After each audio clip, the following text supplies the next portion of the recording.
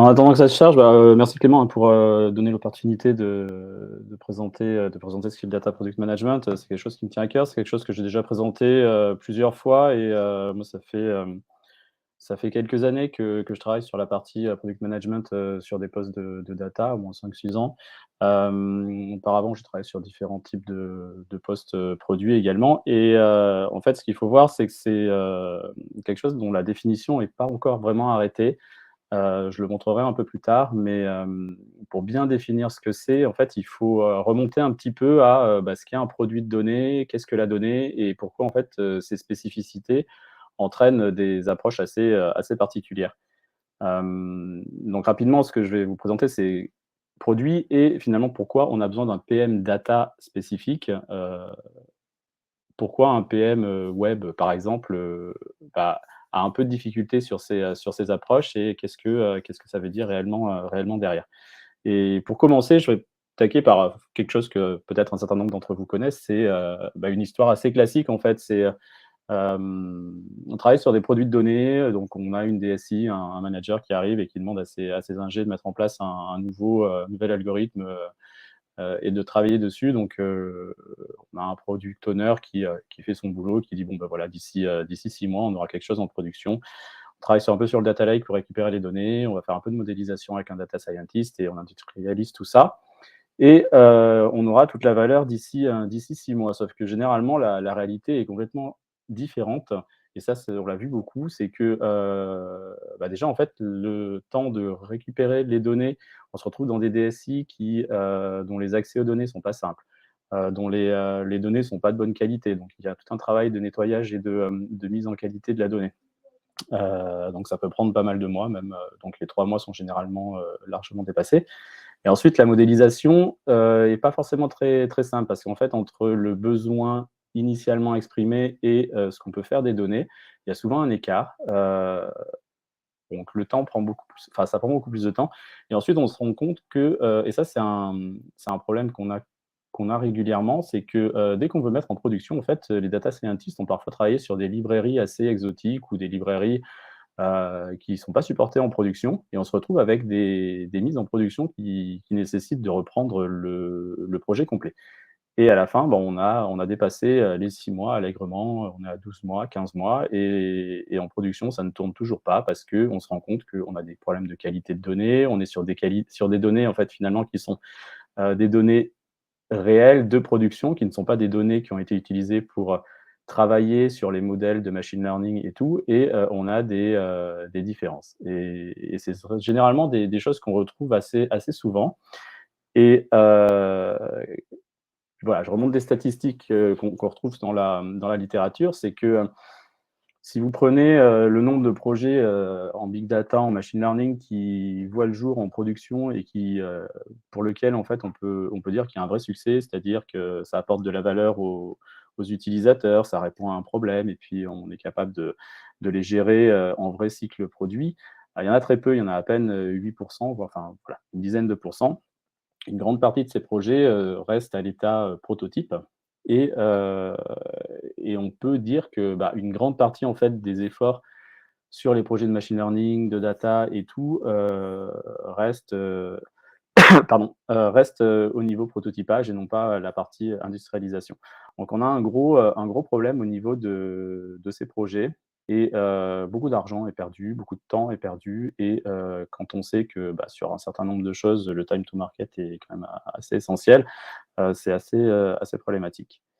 Quand on regarde les raisons des échecs, et ça va m'amener à cette notion de data product manager, c'est que, c'est pas simplement du technique, en fait. On est très souvent sur, comme vous pouvez le voir, là, c'est Capgemini qui a sorti une étude il y a quelques années sur, une absence de business case, clair pour pouvoir, mettre en place et implémenter ces projets, des coordinations d'équipes, qui, en fait, sont assez complexes parce que les données appartiennent parfois ce qu'on appelle des fournisseurs de données, des applications, des équipes qui possèdent une application, qui créent de la donnée.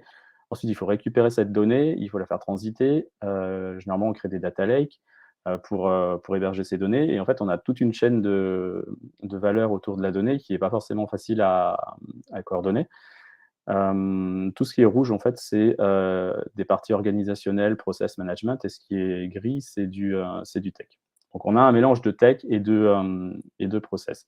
Une autre étude, j'en ai sorti une deuxième, en fait, nous montre que, très souvent, c'est, voilà, des objectifs business incorrects, des ROI qui sont pas vraiment mesurés, c'est-à-dire pour pouvoir pousser correctement, vis-à-vis du management, au-delà du POC, bah, il faut être capable de mesurer le ROI, donc comprendre les besoins business, comprendre comment on y répond, y répondre vite aussi. Il y a cette notion-là qui est importante. On peut, par exemple, du point de vue machine learning, créer des algorithmes très compliqués, mais qui seront également très compliqués à mettre en production. Et parfois, il vaut mieux un algorithme très simple qui répond à un besoin d'une certaine façon, mais qui délivre de la valeur rapidement, plutôt que d'essayer de trouver quelque chose de très compliqué. Et on se retrouve souvent bah, avec ces éléments-là, objectif business, gouvernance de données également, comme je le disais, données qui appartiennent à certaines entités qu'il faut pouvoir réutiliser. Si les données produites ne sont pas de bonne qualité, qu'on les utilise, on aura quelque chose de mauvaise qualité. Et la gestion de projets qui sont importants. Et juste avant d'arriver à la définition du data product management, en fait, ce que je positionne, c'est également cette notion de produit de données. C'est un terme qui arrive de plus en plus. En fait, c'est au-delà d'un enfin, c'est un produit, en fait, dont on utilise la donnée, de façon, centrale pour résoudre un problème, apporter de la valeur. Donc ça peut se baser sur du machine learning, sur la data science ou alors ça peut être quelque chose de très simple, juste une transformation SQL, on applique quelques éléments et ça peut faire l'affaire. Et c'est en fait comme tout produit, c'est on a besoin d'avoir un cycle de vie, on fait du discovery, on fait du prototypage, on le met en production, on mesure, l'adéquation entre ce produit et le besoin. Et bah, par exemple, certains types de produits, on en a beaucoup, hein, par exemple des moteurs de recommandation sur Amazon. Vous achetez un produit, voilà tout ce qu'on peut vous recommander ou de la personnalisation d'emails, personnalisation de home page quand on arrive sur un site. Mais après, il y en a beaucoup d'autres, hein, qui sont pas forcément liés à ces éléments-là. C'est des prédictions de segmentation. Bah, je pense que, Antoine reviendra sur ces éléments-là, mais quand on fait de la segmentation de clients pour faire du ciblage marketing, bah, derrière, on a un produit data. Heu, Quand on veut, optimiser des stocks, au sein d'un entrepôt, c'est également des produits data. En fait, ça utilise la donnée en tant que réel, moteur et pour pouvoir un peu mieux comprendre la complexité, bah, j'ai repris une petite image de Tiga, qui est une société de, product management, de conseil de product management, sur, ce qu'est un produit, en fait, de données. Il faut avoir en tête que, quand on construit un produit de données, donc on utilise des sources, on fait de la modélisation, on fait des transformations et on manipule la donnée. Ça, c'est un premier élément qui nous permet d'arriver à ce que un modèle va créer. Par contre, ensuite, le deuxième élément très important, c'est comment l'utilisateur va pouvoir utiliser cette donnée. Donc, on a vraiment les deux côtés, enfin, sur la partie modèle et sur la partie activation. Donc, est-ce qu'on va y accéder via une API? Est-ce qu'on va onboarder la donnée directement sur un site web? Est-ce qu'on va avoir un petit module sur un site? Est-ce qu'on va voilà, il y a beaucoup de choses à faire et en fait, ces 2 éléments sont essentiels pour comprendre la complexité du modèle d'un data product et au final, en fait, on peut avoir une performance de modèle, machine learning très très avancée, enfin une grande performance, mais si en termes d'activation de cette donnée, on on a des défauts, on a une performance relativement faible, l'API sur laquelle on veut taper pour récupérer la donnée n'est pas performante, en fait, au final, c'est l'ensemble du produit qui sera impacté. Et ça, c'est des éléments essentiels à avoir en tête quand on fait le design. C'est que parfois, on se dit, oui, un produit de données, c'est juste du machine learning, on fait un modèle, un algo, on le met en production. C'est généralement ce qui amène à avoir des problèmes, de mise en production. C'est l'ensemble qui est essentiel et parfois, en fait, le modèle peut être extrêmement simple. C'est comme je disais, ça peut être une simple transformation SQL. On fait des jointures entre des données, on les utilise comme ça et derrière, c'est le flux complet de la source à l'utilisation qui est important.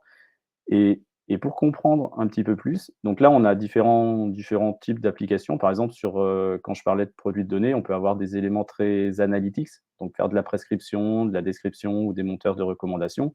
Après, on a différents types de données également. On peut avoir, du texte, on peut avoir, des images, donc soit c'est du traitement du langage, pour pouvoir faire de la synthèse de texte, de la reconnaissance du langage, soit toute la partie computer vision, ça peut être des images. Donc reconnaissance, de caractères, reconnaissance d'éléments au sein d'une image.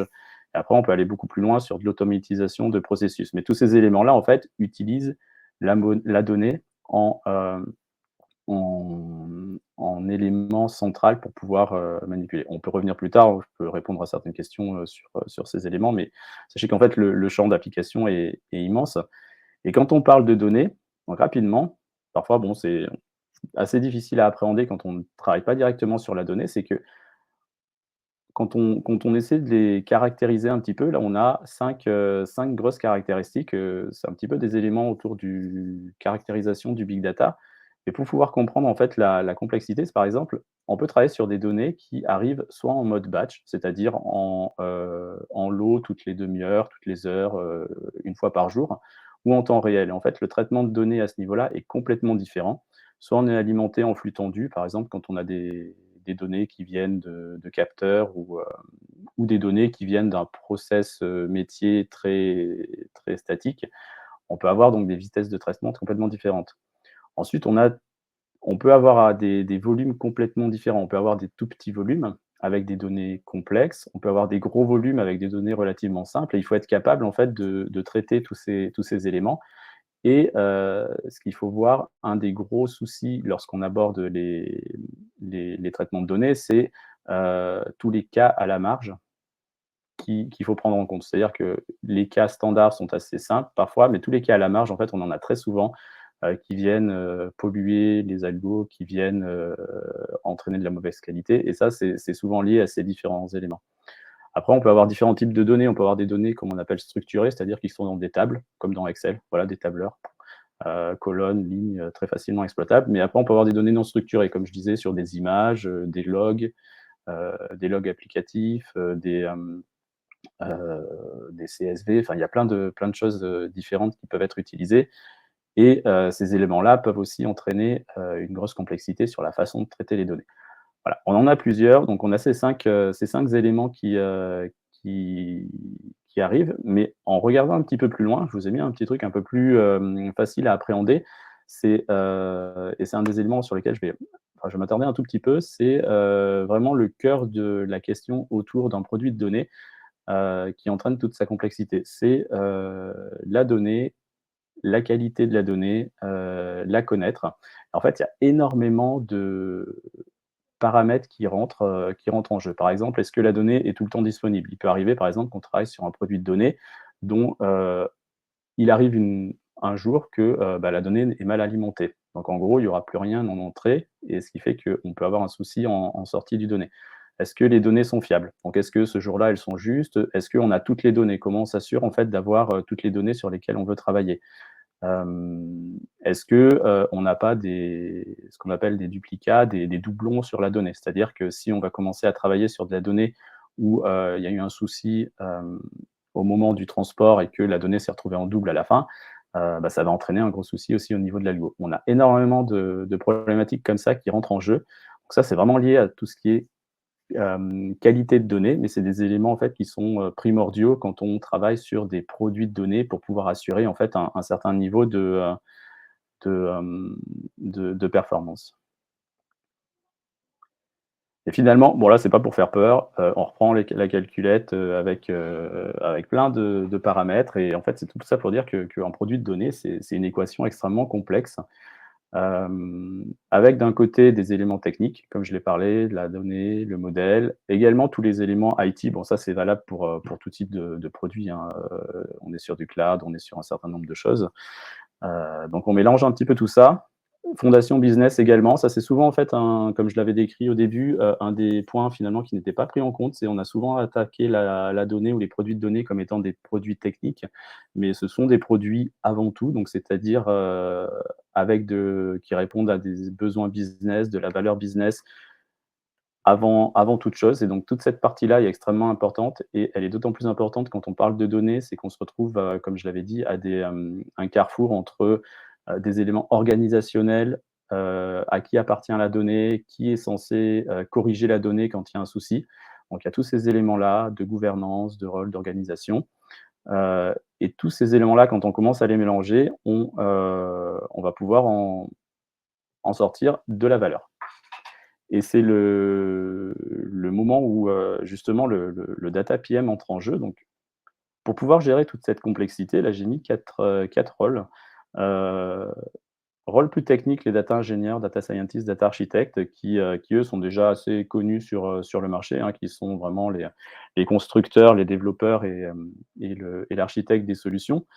Et le data product manager, en fait, arrive, en chapeau pour piloter un petit peu toute la complexité que j'ai abordée précédemment sur, la compréhension de la qualité de données, la compréhension des besoins business, comment on va répondre à ces besoins business avec, de la modélisation pas forcément trop compliquée, qui soit exploitable et qui tienne en production, qui puisse être, mise en production sur des frameworks qu'on a également, qui va, vraiment travailler sur toute cette partie-là, sur la vision et qui au-delà de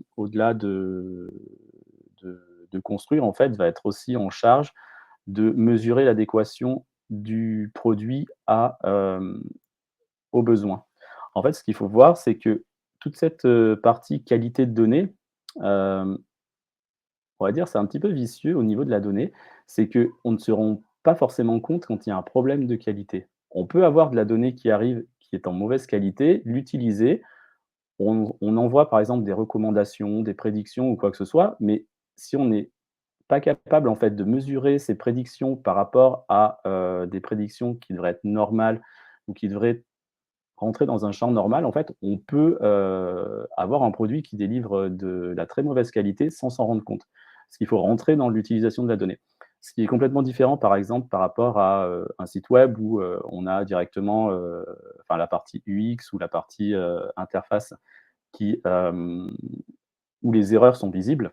Là, sur de la donnée, en fait, les erreurs sont absolument pas visibles directement. Donc on peut, traîner nous, par exemple, enfin à la fourchette, sur un des sujets, on a traîné de la mauvaise qualité. On s'en est rendu compte, des mois plus tard quand on a commencé à vérifier de la qualité de données sur un segment particulier et on s'est rendu compte qu'en fait, on était complètement faux et qu'on exposait de la donnée fausse depuis un certain temps.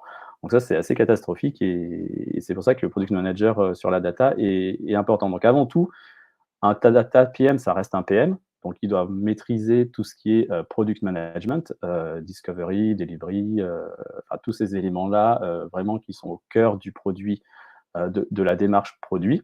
C'est vraiment un PM d'abord. Mais par contre, il a besoin de maîtriser, des éléments supplémentaires autour de la gestion des données, de la data science, connaître, donc avoir une bonne culture data science, quels sont les types d'algorithmes, utilisés, quelles sont les problématiques, les pièges sur lesquels on peut tomber quand on fait de la data science ou du big data. Cas d'usage data science, c'est extrêmement intéressant d'en maîtriser, un certain nombre pour, bah, imaginer en fait par rapport à un besoin, comment on peut y répondre. C'est également, nécessaire en fait de pouvoir mettre les mains dans la donnée, faire du SQL et soi-même, analyser un certain nombre de données. Pas forcément être, à la place de testeurs ou tout, mais vraiment, pouvoir commencer à taper dans la donnée et également ce que je disais auparavant, c'est, cette notion de MVP sur un modèle parce qu'on peut avoir des modèles extrêmement compliqués, on a vu des modèles à plusieurs milliers de paramètres, mais avant de pouvoir mettre ça en production, bah, on peut s'accrocher en fait. C'est vraiment des choses qui sont utilisées en recherche hem, pour pouvoir avoir un modèle qui tourne, qui soit aussi, parce que des éléments importants par rapport à l'utilisation des modèles et qu'on voit de plus en plus, c'est, des modèles interprétables, c'est-à-dire pouvoir expliquer pourquoi, telle prédiction a été faite. C'est assez important. Par exemple, on a un cas comme ça chez La Fourchette où on travaille sur, des modèles de scoring de restaurants pour les mettre dans les mains des commerciaux et en fait, les commerciaux veulent savoir pourquoi tel restaurant, en fait, ressort en 1 par rapport à d'autres restaurants, pour avoir un argumentaire vis-à-vis de ces restaurateurs. Donc ça, c'est des éléments hyper importants. Donc il faut que ce soit, le modèle boîte noire ne marche pas vraiment et c'est plutôt du modèle interprétable. Donc après, il faut pouvoir, en tant que data product manager, bah, peut-être aller vers quelque chose de plus simple, ou plus facilement interprétable et l'interprétation apportera plus de valeur qu'un modèle ultra performant, qui classera encore mieux les restaurants, par exemple. Donc là, c'est vraiment un arbitrage, en fait, que le product manager data doit être capable de faire avec le data scientist, sur la complexité et l'usage du modèle et avec toujours cette idée en tête, délivrer de la valeur. Ce qu'il faut voir, c'est comme je le disais en tout début, c'est que, le PM data, en fait, c'est pas encore un poste, trop standard sur le marché. Les entreprises se cherchent encore déjà au niveau de la donnée. Sur tous les postes, de données, sur toutes les équipes données, rien n'est encore, bien défini. Bon, on a des postes qui sont là, un chief data officer, manager BI, un manager, data scientist. Le data product manager est arrivé un peu plus tard et comme je le mettais, c'est vraiment un poste, en fait, au cœur de business, tech et data. Donc de plus en plus, il se définit et je l'ai vu depuis 2-3 ans, en fait. Ça avance, on commence à avoir quelques entreprises aussi qui recrutent sur des postes de data product owner, data product manager, donc ça commence à se définir, assez bien, mais parfois, comme je le mets, c'est qu'il y a pas mal de variantes, possibles. C'est-à-dire qu'on a au sein des entreprises, en fonction de leur type, en fait, des plateformes, des data platforms, des data lakes qui se mettent en place, des grosses plateformes. On a souvent des PM data platform, qui sont des variantes du PM, data, qui est le plus tech, en fait, sur la partie plateforme. Et après, ça dépend. Moi, c'est comme à la fourchette, c'est un peu le cas, en fait. On peut avoir, en fait, un rôle un peu hybride entre du rôle de PM, du rôle de management, soit de data scientist, data ingénieur ou alors, comme, on va dire en filière, en carrière normale de PM, être entre du lead ou du head PM avec, du management de PM. Mais dans tous les cas, ce qu'il faut voir, c'est que, le data PM, contrairement à un PM normal, en fait, enfin normal, un PM, plus web, va être beaucoup plus amené à piloter des initiatives de data management, parce qu'en fait, là, comme je le disais avant, la qualité de données, c'est un élément vraiment essentiel au niveau d'un produit data. S'il n'y a pas de qualité, il n'y a pas de produit, de produit data, ça c'est certain et il n'y aura pas de valeur générée derrière et ça peut même être plutôt négatif. Quand il y a des questions vous avez peut-être vu ces notions de biais, d'entraînement, de modèles, des modèles entraînés sur des données pas représentatives d'une population et donc ça entraîne forcément derrière un biais de prédiction sur, certains éléments. Ça, c'est assez catastrophique en fait lorsqu'on fait un produit et tous ces éléments-là font que, en fait, c'est extrêmement intéressant en fait d'être sur ces types de postes parce que c'est en construction, il y a des opportunités un peu partout et donc les entreprises se structurent de plus en plus, donc il y a de plus en plus d'opportunités et en fait, je finirai sur un dernier slide, peut-être un peu compliqué, mais si vous voulez retenir juste un élément sur cette partie-là, c'est la notion de data mesh. Il y a un nouveau paradigme, en fait, en termes d'organisation, d'architecture data qui apparaît depuis quelques années, qui s'appelle le data mesh. C'est un paradigme qui, sur l'évolution des architectures de données, on est passé d'éléments très simples à des data platforms avec des data lakes centralisés, donc des plateformes au sein desquelles on regroupe toutes les données pour pouvoir faire les traitements de BI, de data science. Et cette architecture montre des limites en termes de passage au scale, à l'échelle sur, l'utilisation de la donnée, la mise en place de use case. En fait, il y a un nouveau type d'architecture qui est le data mesh, qui est une vue éclatée de tout ça. C'est-à-dire, on travaille plus en mode centralisé, mais en mode décentralisé sur la donnée. Et bon, il y a beaucoup de choses qui vont derrière. Je ne vais pas aller sur les détails parce que ça peut prendre des heures pour tout expliquer. Mais cette approche, en fait, pousse beaucoup la notion de données en tant que produit. C'est-à-dire, on ne travaille plus la donnée en tant que juste élément de données, une table et tout ça, mais on la travaille en tant que produit. Et ça introduit, le pilotage par des data product managers de ce type d'architecture par domaine avec la création de produits de données qui sont partageables, au sein de l'entreprise et qui répondent à des besoins business. Et donc là, on est vraiment au début de cette partie-là, mais je positionnais cette approche en disant que, en fait, on est qu'au début, en fait, de l'arrivée des data product managers et que, je pense que d'ici quelques années, le temps que ces architectures, mûrissent, on aura, en fait, beaucoup plus de product managers data qui vont émerger et peut-être qu'au final, en fait, les product managers, web, bah, en se formant petit à petit à la donnée, en fait, prendront aussi des responsabilités, sur des data products. Je dis pas que les data product managers vont rester, indépendants des autres product managers, mais on verra, je pense, une évolution assez conjointe et des des product managers web prendre peut-être, s'ils le souhaitent, en fait, plus de responsabilités, plus de compétences sur la partie data product. Et je pense que c'est un chiffre qui va être intéressant au sein de différentes entreprises. Voilà, donc moi j'ai terminé pour ma partie. Je ne sais pas si Merci, les Mickaël. questions. Il y a eu quelques questions qui ont été posées. Alors, la dernière de Marc, tu as réussi à y répondre sans l'avoir vue, donc très bien. Marc avait une question sur l'approche data mesh. Alors, il y a eu quelques questions dans l'onglet questions pour éviter de prendre trop de temps sur le temps d'Antoine. Je propose qu'on fasse un petit tour là maintenant. Ouais. Alors, il y a Rutger qui nous dit belle présentation. Je pense que là, c'était au tout début de ta présentation quand tu parlais des échecs. Voilà. Est-ce qu'il y a certains secteurs qui sont, certains domaines ou certains secteurs où les échecs sont plus élevés? Je ne sais pas si tu as une idée par rapport à ça. Non, je n'ai pas forcément une vue sectorielle. J'ai plus la vue petite entreprise, grosse entreprise. En fait, on a vu beaucoup en fait au sein des très grosses entreprises, des grosses entreprises, avoir cette approche data science comme étant un peu une approche miracle pour générer de la valeur. Et on a vu souvent des pôles un peu d'innovation et tout qui ont émergé et qui sont lancés sur ces projets-là et en fait qui étaient complètement déconnectés de la DSI de l'entreprise et qui ont fait que c'est resté à l'état de POC. Par contre, sur des plus petites entreprises, il y a plus la notion de comment on utilise la donnée et très souvent, en fait, des éléments avancés en termes de manipulation de données, comme de la data science, ce n'est pas forcément les premiers éléments qui généraient le plus de valeur. Sur des analytics assez simples ou sur des premières transformations, on était sur des cas d'usage qui généraient plus de valeur que de la data science. Donc là, c'est plus une question de maturité et pas forcément d'échec. Mais les échecs, ouais, c'est plus sur les grosses entreprises où là, en fait, il y en a plein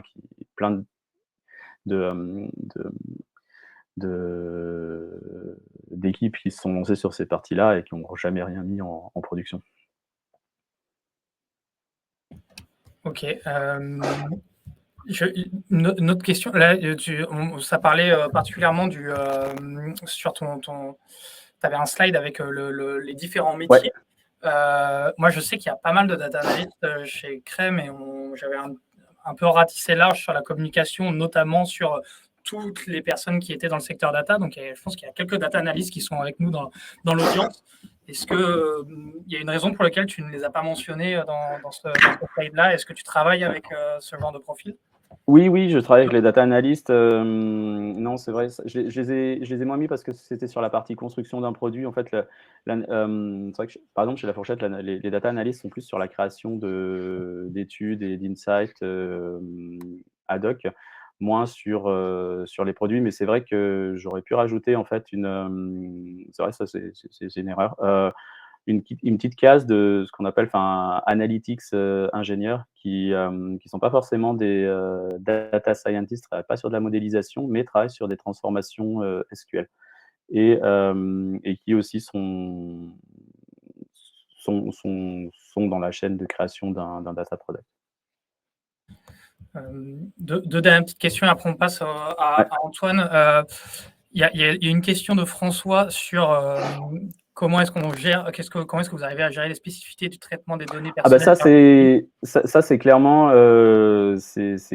un élément central et il faut le prévoir dès le début.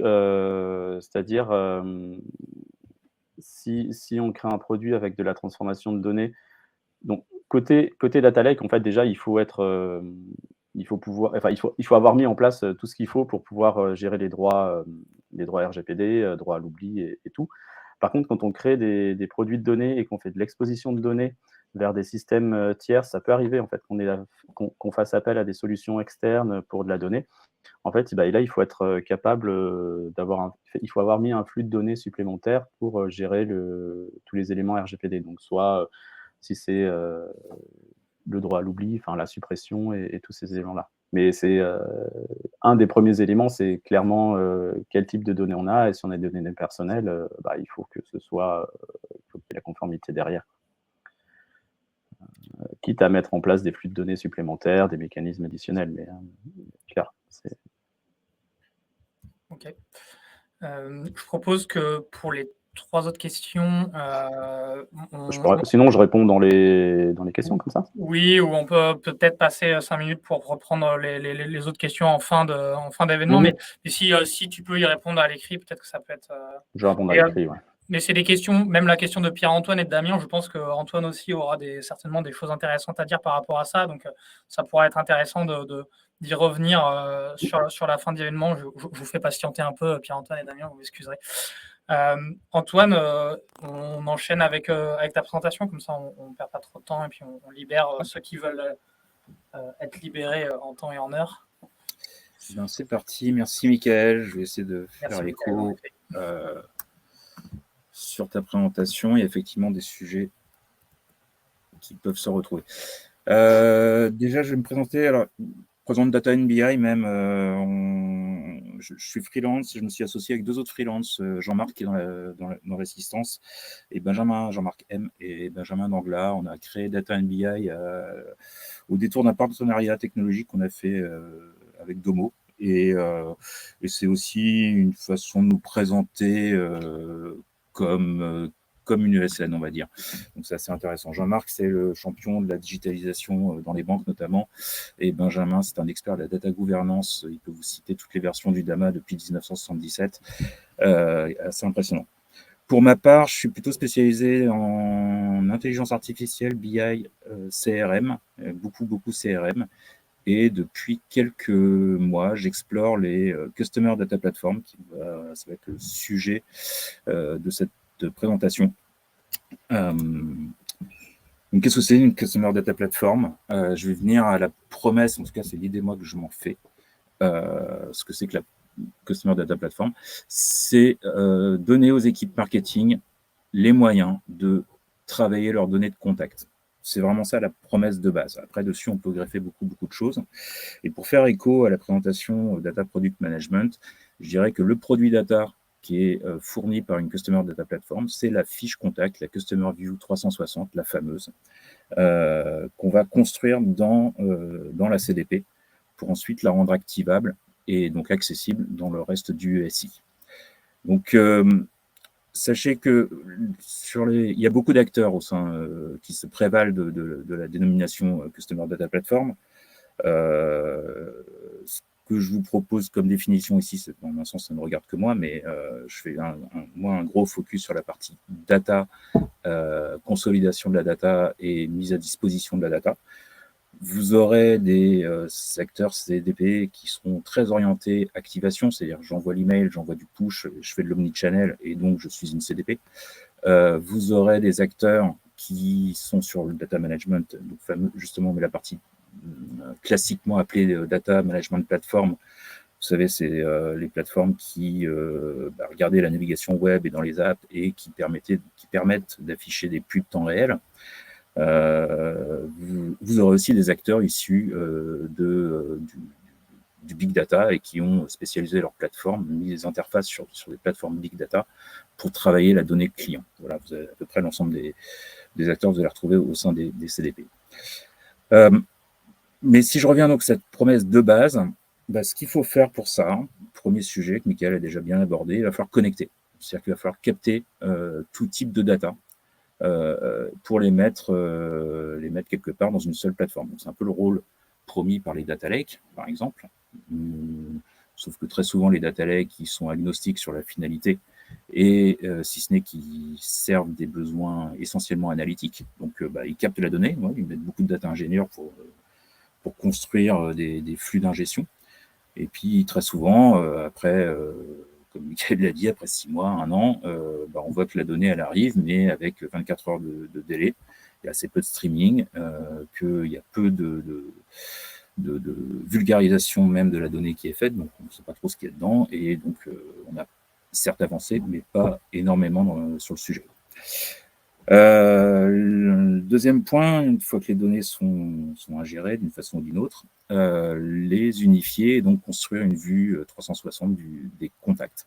Donc ça va être orienté, les CDP vont être orientés forcément customer, un seul concept, On ne cherche pas à brasser toute la donnée de toute l'entreprise, on cherche à tout collecter sur une seule identité. Et enfin, l'activer. Donc, une fois que toute la donnée est ramenée au niveau customer, je suis en capacité à minima de l'exposer via une API. Comme ça, quiconque dans le SI a besoin de cette donnée client, à tout moment, il peut aller la chercher au même endroit. Et sinon, je peux la pusher dans des outils d'activation, de l'email, du SMS, du push, et que sais-je. Autour de ça, les différents acteurs des CDP vont construire d'autres features qui sont plus pertinentes les unes que les autres. Donc au final, ouais, CDP, c'est à la fois un data lake, un CRM et une DMP. Donc il y a un effet un petit peu waouh. Alors je vais revenir juste rapidement sur l'historique. Le concept de CDP, ça fait une petite dizaine d'années que ça existe en tant que tel. C'est à partir de 2018 que ça a beaucoup émergé. Et là, donc depuis 4 ans, on entend de plus en plus parler.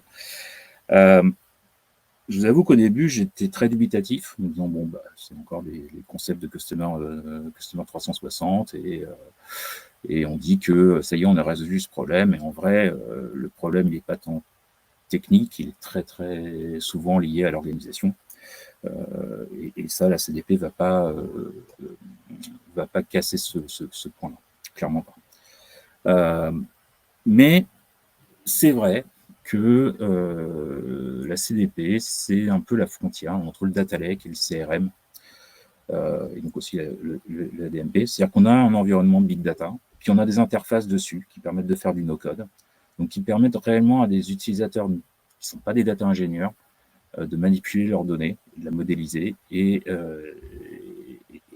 donc de la rendre opérable. Donc c'est un vrai accélérateur pour le coup en termes de time to market.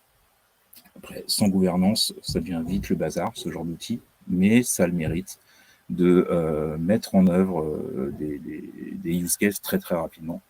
Et d'un point de vue utilisateur marketing, c'est bien ça ce qu'on lui demande. Juste pour faire le distinguo, néanmoins, c'est pas un CRM normalement, au sens où on n'est pas là pour interagir avec la fiche contact, on n'est pas là pour faire des process de vente, on est là pour automatiser des processus relationnels, marketing. Donc c'est quand même un peu différent. C'est pas un data lake parce que c'est orienté sur un seul concept contact. C'est pas une DMP parce que ça fait pas que de la pub et normalement ça offre une plus grande profondeur de l'historique qu'une DMP. Bien. Premier aspect, la partie connecteur. À minima, il faut qu'il y ait une API pour qu'on puisse pusher de la donnée dedans. C'est vraiment le minimum. Mais beaucoup vont vous proposer des connecteurs natifs pour aller chercher l'information n'importe où. Alors là, j'ai pris quelques copies d'écran, ça peut se présenter comme ça sur Trésor Data. Donc vous avez des centaines de connecteurs qui facilitent l'ingestion, qui vont aller chercher l'information si elle est sous Salesforce, si elle est sur un data lake Amazon, sur un data lake Azure, si elle est dans un CRM, que sais-je. Et ça va considérablement accélérer la mise en place, l'ingestion des données.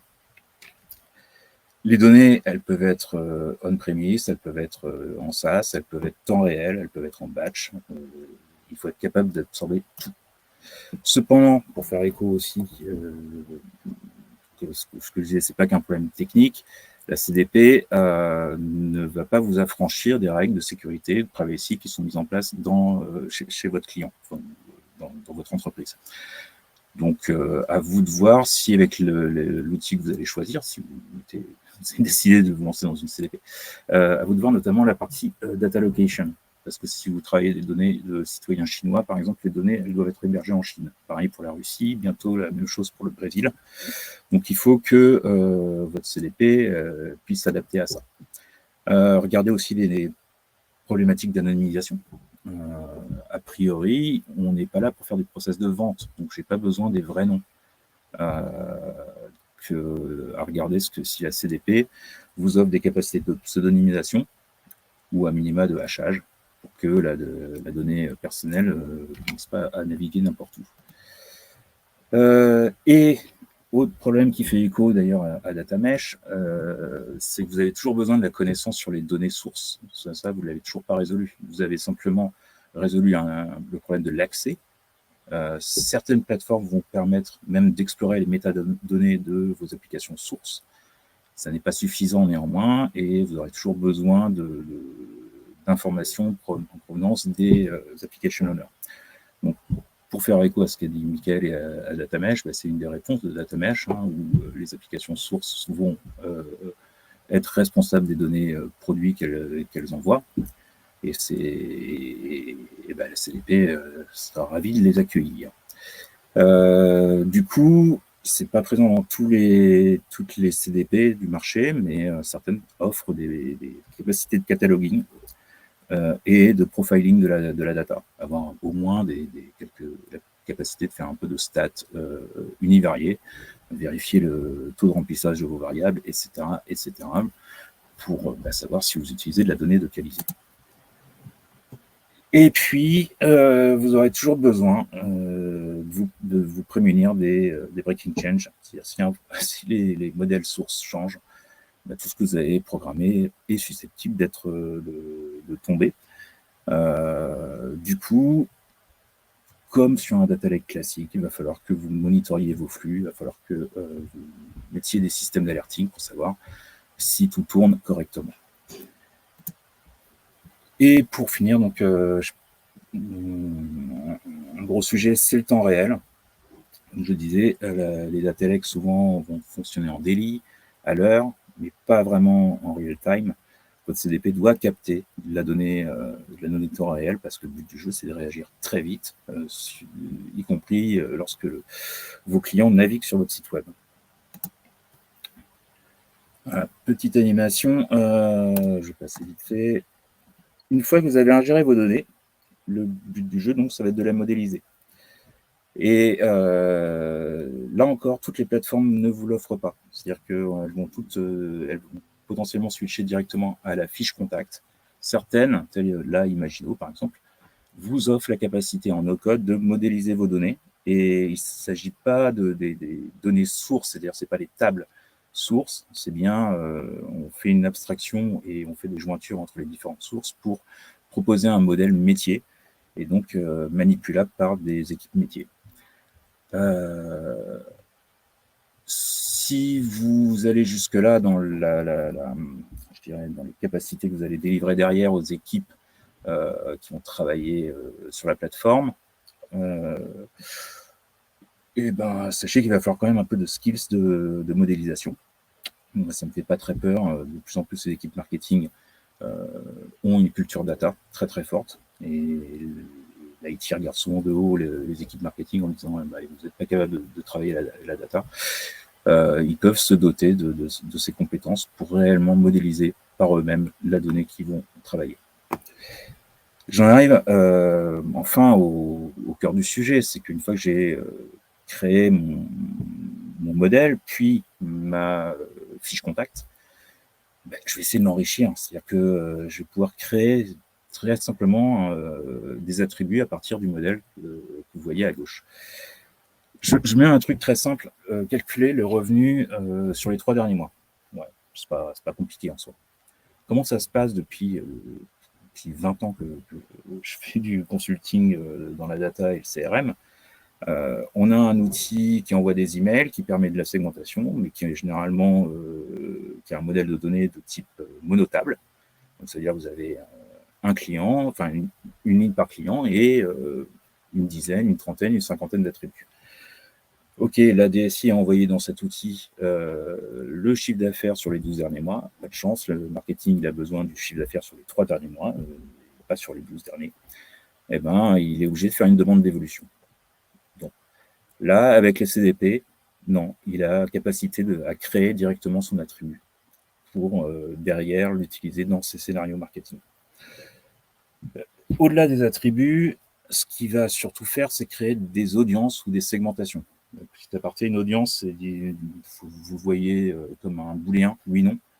Donc, a fait un achat dans les 3 derniers mois, oui, non. Il n'y a pas d'autres possibilités. Une segmentation, il y a plusieurs segments au sein de la segmentation, et chaque contact est dans un et un seul segment petites différences conceptuelles. Là aussi, c'est vraiment le minimum demandé à une CDP, c'est de pouvoir construire les segments par les équipes marketing en travaillant la donnée. Et puis, on peut enrichir encore de façon plus complexe et mettre en place des algorithmes de machine learning. Alors, je me méfie toujours un petit peu sur les algorithmes prêts à l'emploi, parce que ça marche rarement, mais il faut quand même les retravailler un minimum. Mais certains acteurs sont malins, plutôt que de proposer des algorithmes, ils vont proposer, disons, la capacité à implémenter vos propres algorithmes dans leur plateforme. Donc ça, c'est très intéressant, comme ça on peut décomposer les deux mondes. La CDP, elle est très orientée opérationnelle, mise en œuvre, et dans un data lake et des plateformes à côté, vous allez fine-tuner vos modèles de data science, et quand ils sont prêts, hop, on les pousse dans la CDP. Vous comprenez qu'on peut faire beaucoup de choses en termes de manipulation de données, qu'on le fait de façon orientée pour faire de l'opérationnel. Donc c'est vite le bazar si vous ne mettez pas un minimum de gouvernance. Et notamment l'usage monitoring, parce qu'on peut rapidement avoir des centaines et des centaines de segments et se rendre compte que plus aucun scénario marketing n'utilise ces segments, et pourtant ils existent.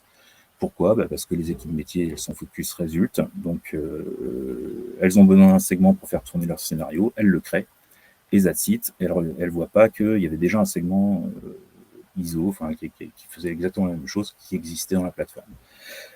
C'est là où le rôle aussi de product manager autour de la CDP est très important pour s'assurer qu'on n'est pas en train de faire un vrai garbage. Dernier point important, toujours la même chose, c'est le partage. Donc vous avez réuni toutes les données au niveau contact, et il faut que cette donnée soit accessible, comme je vous disais, via API, ou par exemple en réutilisant les connecteurs mais dans le sens, c'est-à-dire qu'on va pusher l'information aux différents outils du SI. Vous voyez là une fiche contact, c'est vraiment pour matérialiser ce qu'on peut collecter et visualiser au sein d'une CDP. Là encore, tous les acteurs ne vont pas vous proposer une fiche contact, mais ça mérite de mettre en valeur le produit finalement que vous mettez à disposition du reste de votre SI. Et vous voyez qu'on collecte quand même beaucoup d'informations, beaucoup sur la partie navigation web et mobile, la mise en place des différents scores, certains algorithmes du Next Best Channel, ça c'est pour savoir, on regarde un peu les réponses au marketing et on détermine est-ce que la personne est plus réactive sur du push web, du push mobile, sur de l'email, enfin différents channels finalement. Très souvent aussi, vous allez avoir des algos de recommandation de produits qui vont être natifs ou que vous allez mettre au point par vous-même. Et vous voyez en bas la partie journeys qu'on va aborder dans la suite, c'est-à-dire la scénarisation marketing. Je vais essayer d'aller un peu plus vite. Excusez-moi, je passe cette vidéo. Ah, j'aurais pas vu. C'est amusant. Hop. Et orchestration, j'accélère un petit peu. La partie orchestration, c'est la capacité à mettre vos scénarios marketing. Il ne s'agit pas juste de faire une campagne en disant je la lance toutes les semaines ou j'automatise et toutes les semaines elle part. Et j'envoie un email, voire un push. Non, c'est des scénarios un peu plus complexes qu'on va pouvoir mettre en place. Genre, je commence par un email. 2 jours après, j'ai pas eu d'ouverture, ni de clic, ni de visite sur le site web. Alors, je fais un petit push de relance. Ou alors, au contraire, j'ai eu une visite web. Alors, je vais afficher une pop-in sur mon site, etc., etc. Ça peut être des scénarios très courts. Ça peut être des scénarios sur tout le cycle de vie que vous allez être en capacité de mettre en œuvre. Et après, selon les différentes capacités d'activation au sein de votre CDP, soit vous connectez sur un outil d'emailing ou un outil de push, soit directement la CDP vous propose de le faire par elle-même. Je vais un peu vite sur cette partie, mais je reviens sur on va dire sur la gouvernance et comment on travaille dans cet écosystème qui est user-centrique. Et parce que je pense, je pense que c'est très important, et que si vous êtes face à une entreprise d'une certaine taille et disons complexe, il faut malgré tout fixer un petit peu le domaine d'intervention de chacun. Donc je reviens cette fois-ci plutôt dans une vision conceptuelle des données. Si on part tout en haut, on a les données un peu n'importe où.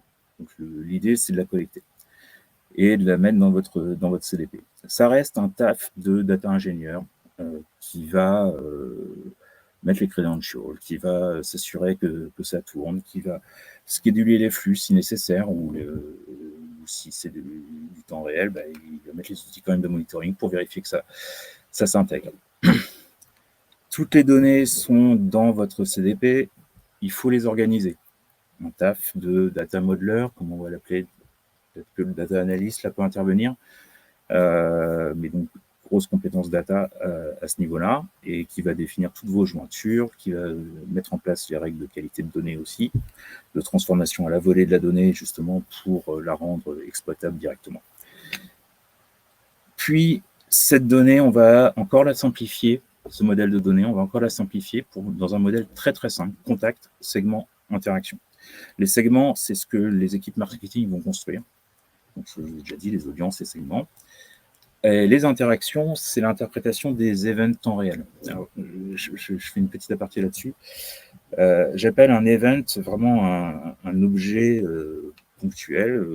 On a un ID contact, quel que soit l'ID, une date et un nom d'événement éventuellement, et des données additionnelles. Bon, je fais un achat dans une parfumerie d'un Aventus Creed. Ça, c'est un événement avec plein de données dedans. Je peux le qualifier, cet événement, en plusieurs interactions possibles. Tout dépend de ce qui va m'intéresser. J'ai fait un achat dans une boutique, j'ai fait un achat de plus de 180 €, j'ai fait éventuellement un réachat parce que j'avais déjà acheté un Aventus il y a 6 mois. Donc ça, c'est la partie qualification de l'événement qu'on va mettre en niveau interaction. Et c'est ces interactions-là qui vont alimenter la suite, c'est-à-dire les scénarios marketing. Le scénario marketing, c'est quoi? Vous voyez à gauche, en fait, il y en a deux types. Vous avez des campagnes programmées et des campagnes sur trigger, sur événement. La seule différence, c'est le point de départ. Une campagne programmée, elle s'appuie sur un segment, c'est-à-dire une sous-population que vous avez déterminée, et vous allez mener un certain nombre d'actions. Et la trigger, vous l'avez compris, ça va se déclencher sur un achat, une visite web, un clic dans un email, peu importe l'interaction que vous avez programmée. Le scénario, quant à lui, c'est un ensemble d'actions sur des channels. Voilà, tout simplement. Et quand vous avez programmé vos scénarios, il faut les exécuter. Et le lien entre contact et scénario, c'est ce que vous avez appelé des journeys. Et les différentes actions qui seront menées au travers des scénarios sur vos contacts, c'est de l'activation. Voilà. Enfin, pour finir cet aperçu sur les CDP, j'aurais été relativement vite, mais ça va. Pour travailler et déployer un CDP, on travaille par use case. C'est-à-dire qu'on ne cherche pas à construire un modèle complet, exhaustif. On inverse le raisonnement, on dit c'est quoi le scénario marketing que je veux tacler, et j'y vais. Et là, je suppose que j'ai encore rien construit dans ma CDP, et puis je fais un scénario, le métier me dit je veux travailler l'activation des comptes utilisateurs. Donc vous imaginez dans une entreprise, on reçoit, disons, une carte physique, et on a la possibilité de créer une identité digitale, et on veut les encourager à ça. On a juste un email au point de départ. Ça se traduit par ça. Je reçois ma carte de service, on va dire, en tant que consommateur, et je reçois un email qui m'incite à créer mon compte online et à éventuellement donner des applications. Il y a pas mal de choses auxquelles il faut penser. C'est que si je reçois cet email, je suis en mode opt-out, il faut que je sois en capacité de dire stop. C'est un email dit serviciel, donc il n'y a pas besoin de collecter l'opt-in au préalable, mais il faut permettre à l'utilisateur de stopper les coms de cette nature. Et puis après, pourquoi je fais ça en tant que marketing manager? C'est pour avoir plus d'identité numérique, donc après plus d'informations sur mes utilisateurs et donc pouvoir encore mieux les travailler plus tard. Là, je passe à droite, c'est un scénario qui va se modéliser très simplement, hein, une succession d'embranchements, de décisions et d'événements. Et c'est ça qu'on va programmer dans la partie orchestration de votre CDP. Mais derrière, ça tire plein de besoins. Il va falloir que je collecte l'événement de type réception de la carte. Il va falloir que j'ai synchronisé les comptes digitaux dans ma CDP. Après, je vais envoyer un mail. Je suppose que je ne l'ai pas fait avec ma CDP. Donc, il faut que je connecte mon email, mon ISP avec ma CDP, que je crée une campagne spécifique, etc., etc. Et puis, il faut que je pense à la partie reporting. Est-ce que ce scénario, il marche, tout simplement? Et donc là encore, il va falloir que je construise sans doute un dashboard. Alors, j'ai mis ici dans Power BI. Moi, je décide de déporter les problématiques reporting, y compris opérationnelles, en dehors de la CDP. Mais pour faire réussir tout ça, il y a de la gouvernance à mettre en place. Donc, il y a un scénario qui se nomme avec une codification. Il y a une campagne dans l'outil, dans l'ESP qui se nomme, qui doit être cohérent avec le scénario. Même le dashboard doit y faire écho. Et si vous envoyez de l'email, pensez à vos UTM aussi. Voilà une petite synthèse.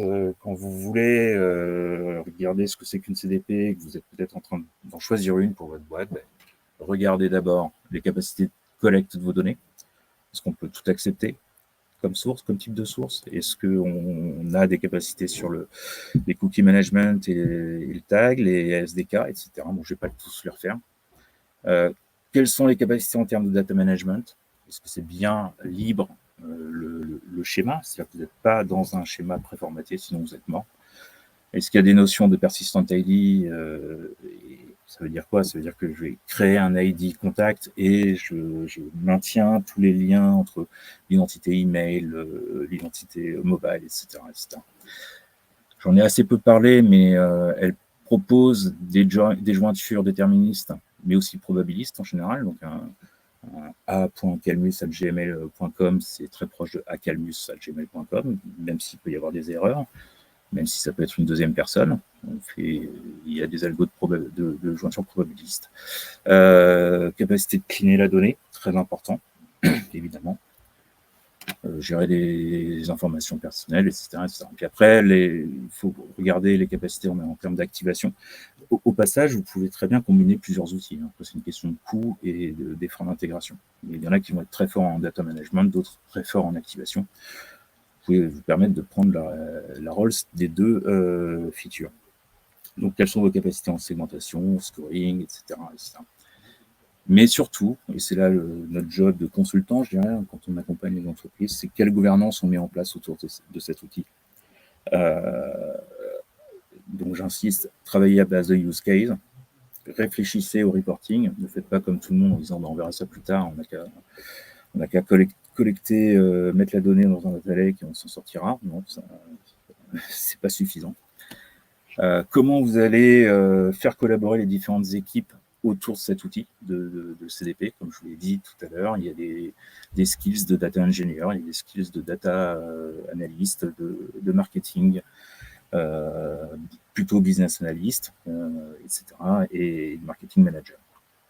Et pensez à monitorer vos usages qui sont faits pour que ça ne devienne pas le bazar. Un acteur que je ne citerai pas, après 2 ans un peu de laisser aller, s'est retrouvé avec plus de 5000 segments, dont seulement 50 utiles. Donc il y avait des problèmes de coût, il y avait des problèmes, mais surtout finalement d'utilisation de la plateforme, parce que quand vous arrivez sur la plateforme, vous faites face à 5000 segments, vous dites ok, je suis perdu, je vais en recréer un. Ça va aller plus vite. Voilà, avec plaisir. Merci Antoine. Alors, on dépasse un petit peu, mais c'est un grand classique en termes de timing. Suite aux deux présentations. Il y a quand même deux petites questions auxquelles que Marc nous a données là dans le chat, pas dans l'onglet questions, mais dans le chat, sur lesquelles peut-être que tu pourras revenir. J'ai vu que Michael avait répondu à certaines questions qu'on lui avait posées par écrit. Donc, pour ceux qui ont posé des questions par écrit à Michael, vous pouvez aller voir. Est-ce que Antoine, tu peux répondre à Marc sur ces deux questions Est-ce que tu peux... J'ai pas les questions en tête, là, je suis désolé. Ah oui, je vais te les redonner. Alors, je les retrouve moi aussi. Alors, la première, c'est on est d'accord que si l'on fait du vrai temps réel, il est impératif d'avoir un KPI sur le coût. Le TCO de la plateforme peut vite exploser. Est-ce que vous connaissez des plateformes qui font du temps réel? Oui, alors après, le modèle économique, je n'ai pas abordé, mais le modèle économique des CDP, la plupart, c'est assez surprenant, travaillent sur le profil, peu importe le volume d'event. Quand même, certaines vont inclure le volume d'event et donc les ressources pour maîtriser les coûts. Dès lors, effectivement, ça se monitore. C'est une évidence, parce que si on n'est pas en mode data lake où je capte, et puis on verra bien si ça me sert. Non, il faut que je choisisse les events auxquels je m'abonne pour être sûr que je ne le fais pas à fond perdu, effectivement. Donc oui, on est d'accord que ça se monitore. Et au passage, tout n'offre pas les capacités de monitoring utiles à ça. Voilà. Je ne sais pas si ça répond, mais... Je pense que ça y répond, enfin en tout cas d'après ce que j'avais compris de la question. Toujours de la part de Marc, il demandait équipe data, marketing ou CRM, ou une équipe dédiée pour la partie. Alors je sais. C'est tout l'enjeu. Ouais. Vas-y, je te laisse répondre si tu as compris. Ouais, non, mais c'est tout l'enjeu d'une mission d'accompagnement sur une CDP. C'est-à-dire que j'ai envie de dire tout est possible et tout va dépendre un peu de la culture. Vous pouvez même aussi prendre la CDP de façon totalement externalisée et vous reposer sur un intégrateur au milieu ou sur les consulting services que la CDP va vous proposer. Et donc, ils vont complètement gérer en autonomie. Il y en a beaucoup qui font ça. Je pense que si on veut être dans une démarche pérenne, il vaut mieux quand même utiliser les ressources humaines au sein de l'entreprise et faire collaborer. Donc moi, j'aime bien faire collaborer l'IT et le marketing avec la frontière un peu que j'ai fixée, c'est-à-dire la partie connexion et peut-être même le data model qui reste à la main de l'IT. Avec des ressources de manipulateurs de données qui peuvent être IT ou business, peu importe, mais qui sont en revanche complètement dédiés à l'approche CDP. Et après, on peut sereinement disséminer ce data model, et la fiche contact, on peut les envoyer dans les équipes marketing pour qu'elles puissent construire leur segment et construire leur scénario de marketing. Voilà. Mais c'est vraiment du cas par cas et c'est une analyse qui prend du temps. Ok, merci, très clair. Pour terminer et pas trop dépasser l'horaire qu'on s'était fixé, une question que j'aime bien poser, et là, pour le coup, Michael, tu vas pouvoir aussi y répondre. Je crois que tu as commencé à y répondre sur la partie question.